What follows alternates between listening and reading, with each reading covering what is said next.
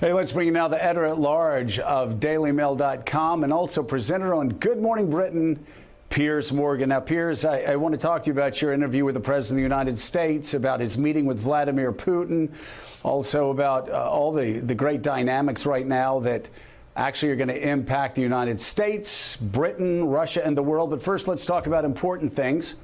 I know you are extraordinarily grumpy when it comes to following your favorite football teams.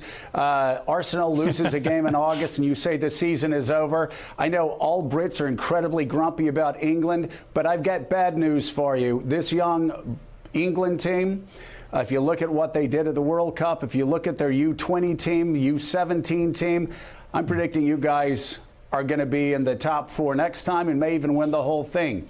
How do you out-grump that?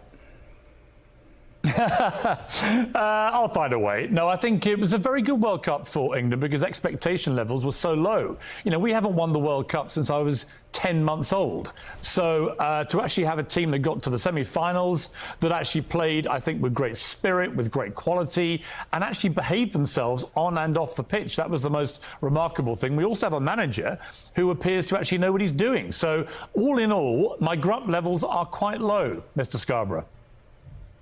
Well, very good. Now you can really focus on Arsenal and how the season's over before it even begins. But let's talk about your interview with the president, and we'll skip over, first of all, the fact that the president was absolutely fascinated that there's so many different names for the realm. What was your takeaway in your interview with Donald Trump? You know, it's interesting because he came in like a bull in a china shop, as he does, and he threw things up in the air. But actually, despite all the protests and despite all the, you know, was he rude and so on debate about him doing this to Theresa May with the big interview that he gave, when I got to him, I actually felt that he wasn't entirely wrong in saying it was a successful trip. And I'll tell you why. This country makes you guys at the moment look like a calm oasis of beautiful serenity. We are in complete political meltdown over Brexit, over our decision to leave the European Union. And one of the key parts of this debate right now here is whether at the end of this process, when we actually leave the Union, we will be free to trade with allies like America. And the American deal could be the biggest deal that we do. And Theresa May has come out, our Prime Minister, with this big plan, big grandiose plan that she says allows that. Most of her critics here, even some supporters, say it doesn't. Boris Johnson quit. The Brexit secretary quit.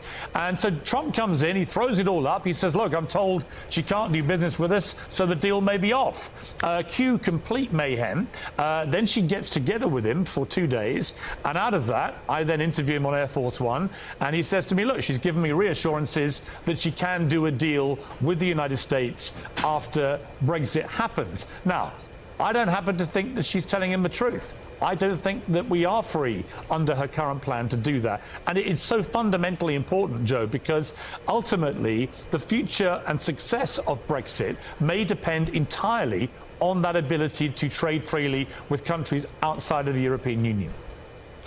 Right, Piers, hi, Piers, it's Catty here. And as you know, we've already had a couple of Conservative MPs who have said, look, since what Donald Trump said about that US-UK trade relationship, maybe they're going to rethink whether they can support the government's plan on Brexit. I thought one of the things that was interesting about your interview, and we've been speaking a lot about his relationship with President Putin and the importance that Donald Trump attaches to personal relationships as opposed to perhaps strategy or policy. He almost said the same thing about meeting the Queen, that there was a very good feeling and they had a really, really good relationship during the course of that meeting. To what extent do you think he goes into these meetings, and obviously not with the Queen, but with President Putin, with a clear strategy and policy in mind? Or is it all about feeling and personal relationships with him? I think it's predominantly about feeling and personal relationships. I think he's done it his entire life and career.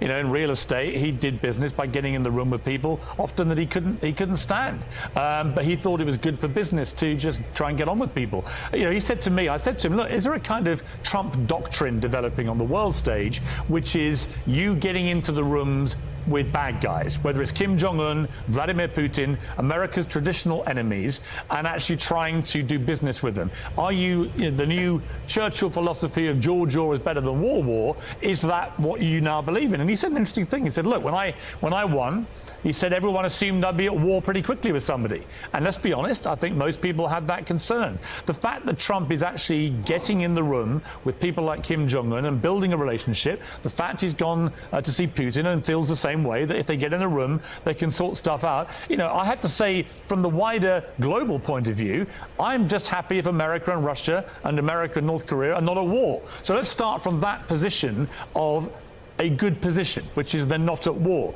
You know, in the end, the proof will be in the pudding, as we say over here. Can he achieve a lasting, peaceful and mutually beneficial relationship between the United States and some of their more conventional historic enemies? And I think in the end, it'll be down to Trump, down to Putin, down to Kim Jong-un. But at the moment, I'm happier they're talking and not shooting missiles at each other.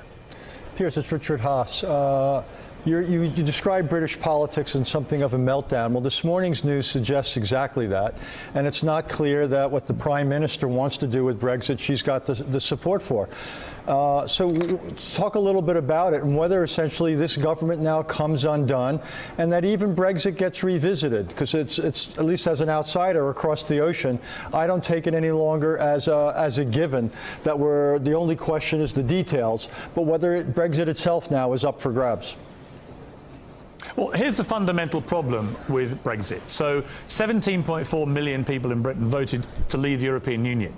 But the person in charge of driving the train to destination post-European Union is Theresa May, the Prime Minister, who voted to remain in the Union. She does not believe in this. She doesn't want Brexit to happen. So predictably, because she doesn't want it to happen, she is trying to please everybody by making it as watered down a Brexit as is humanly possible. And of course, all that's achieving is deeply distressing the Brexiteers who want a clean, hard Brexit, which means we've actually left completely, and all the Remainers like her who actually want us to try and stay part of the same club we've been a member of without actually having full membership. I don't think she's pleasing anybody. For that reason, I think that her position is becoming extremely perilous. And I've always thought about this. I voted Remain myself, cards on the table. I don't want us to leave the European Union.